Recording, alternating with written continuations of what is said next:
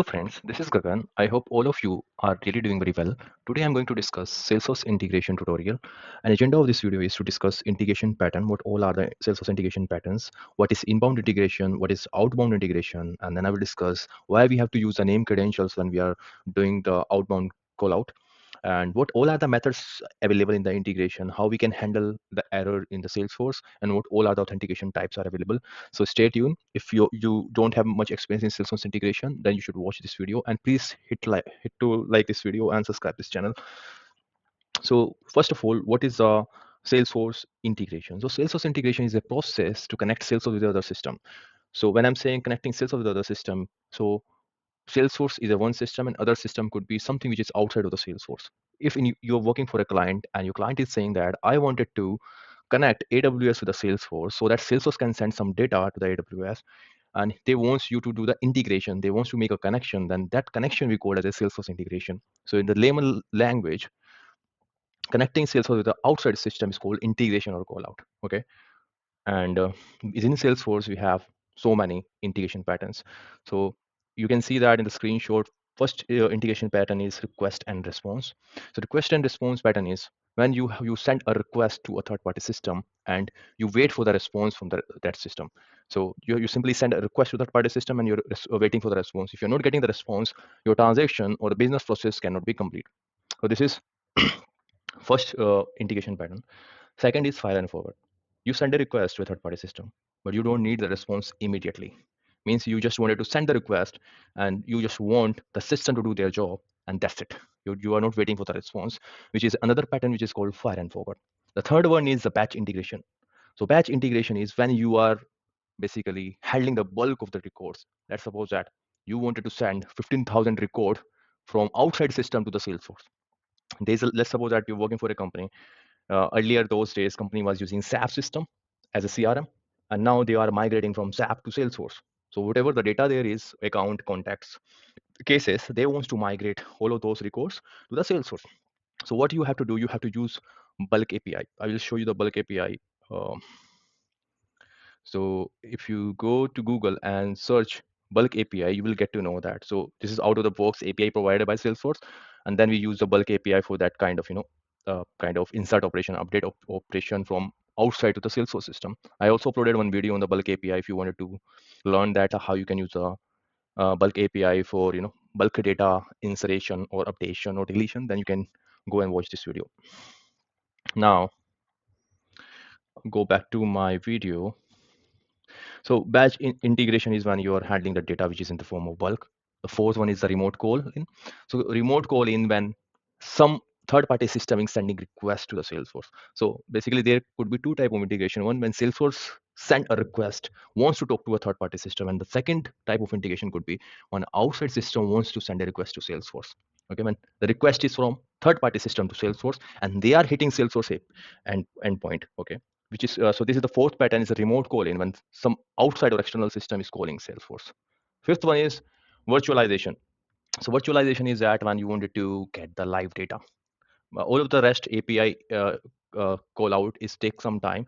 It's not like real time, but if you wanted to do the real time integration, for that we use platform event as well as we can use external object. So virtualization is when you want to connect to system and you wanted to communicate between first system to second system in a near to the real time, show live data. So this is the virtualization is the last type. Okay, so I'm moving forward. So yeah, so there are some types of Salesforce integration. Some of them I already discussed. One is a data integration when you wanted to connect between when you want to connect Salesforce with the external system and you wanted to get the data using the simple APIs. This is a data integration. Process integration is that when there's a process. Let's suppose that there's a UI, and let's suppose that you are working for a airline, right? Okay, and the airline have their own website, and you are putting your information, first name, last name, email ID. You are the passenger. You're booking the flight, and as soon as you click the submit button, so you have to send the detail of the passenger to, let's suppose, that airline authority. So airline authority have their different API, their different systems. So you have to send a request to them. You have to send the data and you have to take the confirmation, right? Or you have to confirm the passport status or something like that. I'm just giving you a scenario. So that's a kind of business process, right? Process integration. So when you do the integration to complete a business process, we call it as a process integration. So you can use platform event, You can use different integration patterns as well to complete your business process. Another type of Salesforce integration is user interface integration. In this integration, basically we create some UI, okay, and customer or applicant fill the information, and as soon as they basically interact with those UI, when they click some button or when they fire the event, integration get invoked. This is one type of user interface integration. Another one is a real-time integration. This is really important. I have given interview in many companies, and most of the time people ask that I wanted to do the real-time integration in Salesforce, and what are the possible ways or features available within the Salesforce. So platform event is one of the things. Streaming API, we can also use that. We can use external object as well. And when you say platform event, they ask you, okay, how you can connect with two systems, AWS, DynamoDB, and Salesforce. What are the ways to connect to basically do the authentication of platform event? So we use PubSub API, we use Event Relay. So I made one video on the Event Relay and platform events as well. You can go and check my channel. Apart from the real-time integration, we have batch integration. I already discussed. We use a bulk API to handle the large data set, like 50,000 records, okay, 1 lakh records, something like that. And then we have App Exchange integration as well. So we have in Salesforce, we have App Exchange. If you go to Google and if you search App Exchange is nothing but it's like a Play Store. Like, for the Android, we have Play Store. For Salesforce, we have the App Exchange, where there are different applications. Different apps that you can use on the top of the whatever the license you have taken from the Salesforce. And sometime in order to use this apps on the Salesforce, some integration needs to be configured. Okay, so this is one of the type of App Exchange integration type of integration. Moving forward, now comes to the point. What is inbound integration and outbound integration? So you might have heard many times like, okay, hey, Gagan, we have one requirement and we have to do the outbound integration. Sometimes people get confused. What is outbound? What is inbound? So it's very simple. Outbound is when we are sending requests from Salesforce to outside system. We are sending, our system is sending out of the Salesforce, out of our system is outbound integration. When someone is sending request to us, which they are sending inside Salesforce, right? They're sending request to us is called inbound. So as it's mentioned on the slides, inbound integration refers to the external system sending data or request into the Salesforce. Okay, so it's refer external system sending data or request into the Salesforce. So inbound is when external system is sending the request. So scenario is that Salesforce acts as a receiver. Salesforce act as a receiver, right? We get the request. They are sending some data to us, so we act as a receiver in an inbound integration. And some of the examples are an external app pushing customer data into the Salesforce via REST or SOAP API. But there's an external system, there's a legacy system. They want their customer data to the Salesforce. They can do inbound integration. They will hit the Salesforce endpoint, and in the request, they will pass all the customer data. We will receive it, and a developer can configure or customize when we are getting the request what we have to do, how we can handle that request. A middleware system updating the Salesforce record. So we have so many middleware like MuleSoft, Boomi. Okay. So sometimes we don't get the direct request from the third-party system. So if I'm connecting AWS and Salesforce, and AWS want to send the request to the Salesforce, we don't send the direct request. We instead of that, we put the middleware like MuleSoft, and it basically get all the requests, and then all of a sudden, or in one day, or in the batch form, a scheduled job, in the form of scheduled job, they send the request. Webhook or third-party services posting the data. So we have some webhooks as well. There's some websites, okay, and there's another third-party services. They wanted to post some data to the Salesforce because of so or so reason. So it could be different based on the scenario. So it's very simple inbound integration when a third-party system is sending the request. Moving forward, what is the outbound integration? So outbound is simple. Outbound is outside of the Salesforce. Salesforce is sending the request to the external system. This is very simple. And what are the scenarios? Salesforce making HTTP call out to the external APIs. So let's suppose that you have a UI in the Salesforce and you wanted to show the temperature of the cities. Just let's suppose that is a simple scenario. So there's a weather API. You wanted to send the request and get all the information of the current weather of all the cities within the UK, United Kingdom, or within the India, and you wanted to show in the data table using the LWC. So you wanted to fetch the details, right? So you have to send the request to the outside system. So could be one of the example, ERP or marketing platform. You wanted to push some data to the marketing platform, invoking external services or flow process builder, or there's like uh, some other external services are there, and you want to invoke it, or they wants to invoke Salesforce based on some criteria within the outside system. So summary is that inbound integration is when data comes into the Salesforce from outside, and outbound is when Salesforce send data out to the other system, and Salesforce send the request to the other system. Moving forward, I hope this is clear to all of you. Now the question arises is how we can make the outbound integration request within the Salesforce how we have to write down the code, what other things you have to taken into the consideration. So before making a call out to a third party system, you must know that the type of methods, what type of methods are there within the integration. So basically, when you send a request, you have to find out whether you wanted to get the data from the third party system, or you wanted to delete some records in the third party system, or you want to insert some records within in the third party system, or you want to update the records within the third party system. I'm the Salesforce, okay, and I remember I was working for a company. For It was like an Australian-based company. So there was a requirement by end of the day, you whatever the application which was created within the Salesforce, you have to query all the application IDs and some of the name of the application name, and there was some number, some unique identifying number. That number you have to put in the JSON, and then you have to send to the SAP CPM system. That was their legacy system, and you have to upload the data. It was like some kind of requirement. So it's like you have to send the JSON. Okay. So in order to send the JSON and uh, in order to create those data, we are inserting the data, we had to do this post, this post request, because every day there was a new application and we had to do the post request. We were using post require. Sometime when I give you an example, when you wanted to get the weather, temperature, weather details from a third party system, that means you're making a query and you wanted to fetch the details within the Salesforce from third party system. So for that we have to use get. Get is to retrieve the data. Post request is to insert the data. Batch request is to update the data. Put request is to create or update. If the application IDs are unique, then it will create.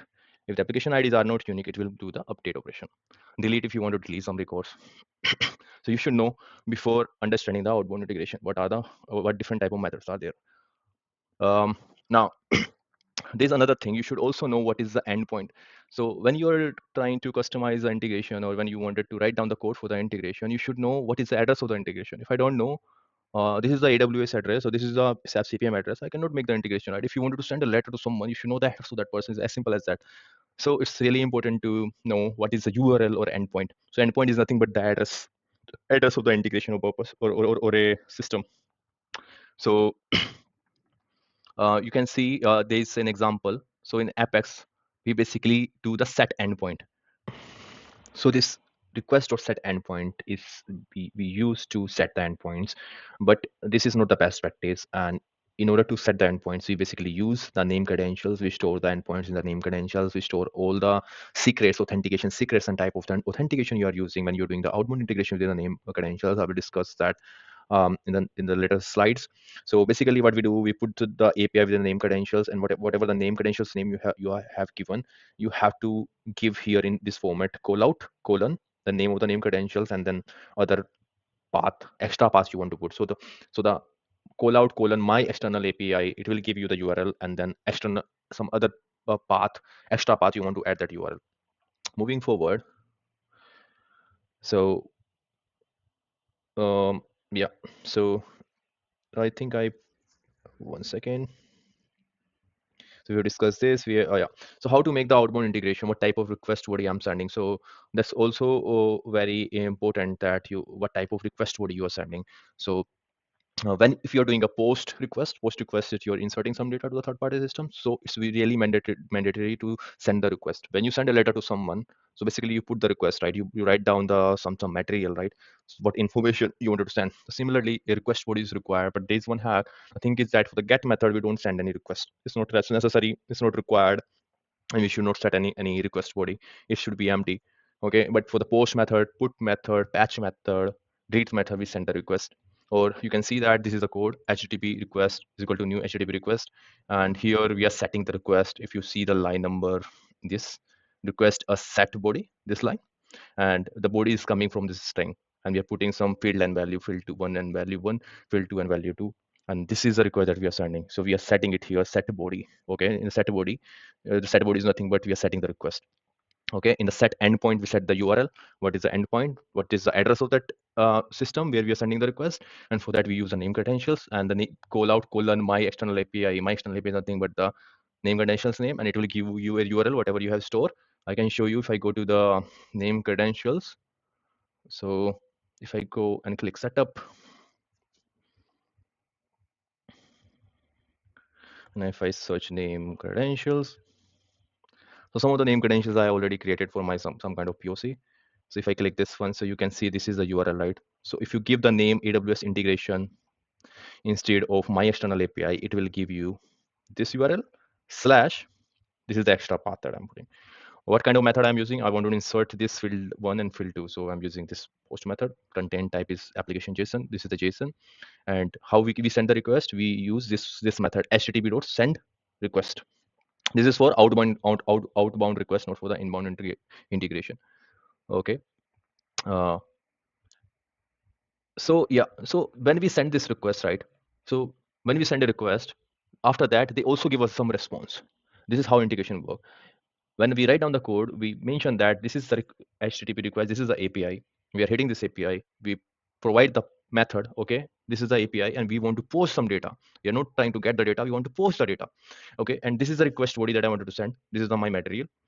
And then when we hit that endpoint, when we send the request, we wanted to make sure, right? We have to know that whether the request that I sent was successful or not. So we will get some receipt, right? Okay, yeah, it was 100%. We sent this information and that was received by third-party system. So how I will get to know? They send the response back and with the status code 200 or 201. Okay, so the response body, we get something called status code, whatever the response we are getting after sending the request. So we get different type of status code. So status codes basically derived whether the request that you send was successful or not. If it is 200 or 201, then that means the request was success. Okay. If it is 40, it's a bad request. There's a client error. If there's a 401, it's an unauthorized error. If it is 403, then there's a forbidden, some permission issue was there.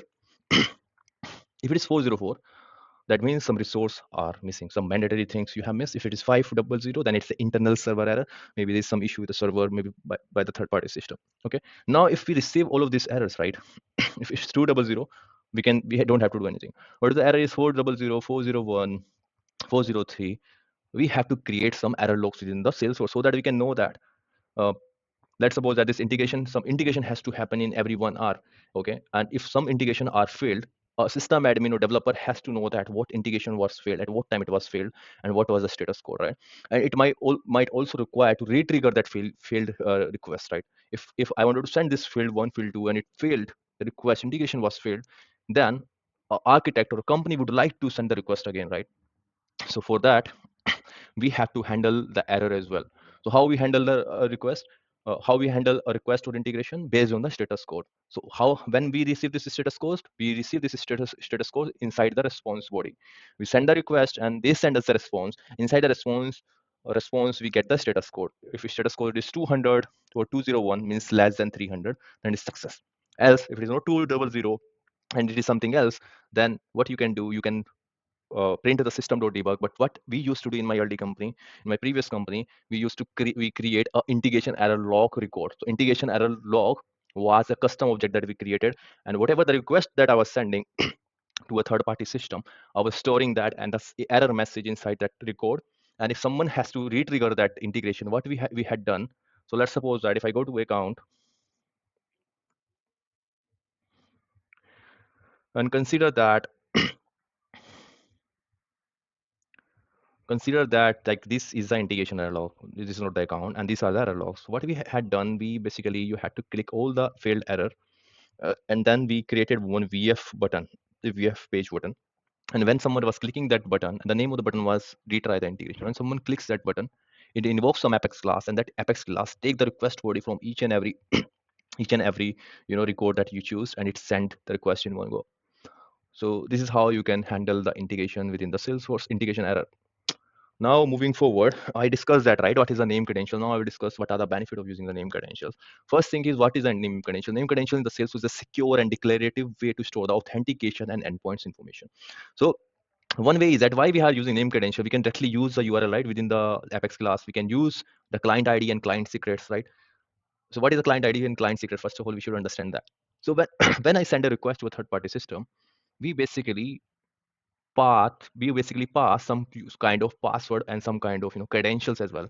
Because if any Salesforce environment will send a request to the AWS, then how AWS will identify that I am the Gagan and they have to receive only my request. Or if I'm fetching some record from AWS, then Salesforce has to send the details only to the Gagan, not to someone else, some random person, right? So in order to identify that I am the authorized person who need the information from AWS will provide us some sort of kind of client ID, client secret based on the authentication authentication type you are using. We have multiple type of authentication types like OAuth to normal username and password that I will discuss in the next slide. So yes, so when we get authentication key and password, and if you're putting that authentication key and password within your code, then first of all, it is not good in terms of security, data security, in terms of confidentiality, confidentiality. Okay, in terms of that. And second thing is that the credentials always get rotated, always get updated. Okay, if let's suppose that you hard coded your credentials within your class, maybe after 1 year they will say we have changed the credential, now you have to use these credentials. So it is not best practice to change the code again and again. It's not a best practice to change the URL in your code again and again. And you should never hard code the URL within your class, because maybe someone can hack your system, someone can get the access of your Apex code, and they can see your credentials, they can see your endpoint, and then they can misuse the integration with AWS. They can get your secure data. So Salesforce always recommend store the authentication secrets within the name credentials, put your external endpoint within the name credentials, and then give the reference of name credentials within your Apex class. So these are some of the benefits. Store the endpoint URL authentication details, support the secure authentication and token management, simplify the Apex class use. You have to just use callout colon, and you have to give the name of credentials and instead of the URL, and that will give you the URL. Centralize the credential management for easier update and the better security. And this is how you have to you should use request.set endpoint and give the callout and name of the credentials. And this is how you should build the URL and endpoint. So benefit of the name credentials, you don't have to hard code the secrets and endpoint within the code. Easy to update the credentials without code change. So you can easily go to the name credentials and change the credentials or endpoint. You don't have to change the code because you're storing the credentials in the name credentials. Support multiple authentication type as well. Now I'm going to the name credentials. This is the name credentials. Okay, name credential, and here I put the URL. And if I go to the external credential, okay, so as of now, I have used authentication protocol is AWS Signature version 4 because I was doing the integration with the AWS. But if you have to do integration with AWS, sorry, Adobe, so Adobe might be using Joe token. And if you want to do this type of authentication, you have to use Joe token, the JWT type of authentication protocol. If you are using OAuth 2, which is very famous, third-party system is saying, I want to authenticate using the OAuth 2, so you can use the OAuth 2. So one of the benefit of name credentials is there's so many authentication protocol available. Sorry. And where you can provide the credentials. So as of now, I'm doing this AWS Signature version 4 type of authentication. And here inside the principal, you have to provide the secrets. Here you can provide the secrets. You don't have to hard code within your class. And you have to just give the reference of this name credential within your class. That's it. And if in the future, the credentials are getting changed, you have to simply come here and click at it and change the secret. That's it. And click save. That's it. This is how why name credential is important. This is why we use a name credential. Question here, can I hard code the URL? Yes, you can hard code the URL, but this is not recommended, and this is not the best practice within the Salesforce if you're hard coding the URL inside this a Salesforce Apex class. Now, authentication requests. We have so many authentication method I showed you, right? There are like we have this AWS basic authentication, custom JWT, no authentication means without any authentication, Auth 2. So one of the famous authentication protocol is Auth 2.0. So companies use this Auth 2 and then username and password. So username and password is simple. The company has provided the username and password, and when you hit the endpoint, you have to hit that endpoint with some username and password, and then the third-party system will identify that, yeah, this is the Gagan, this is the Gagan system, and I have to authorize this request, and I have to process this request, and they create the security token and access token based on that. Auth 2 is that it basically secure authorization protocol. Instead of sharing the password, they use the authorized app to access the Salesforce on their behalf.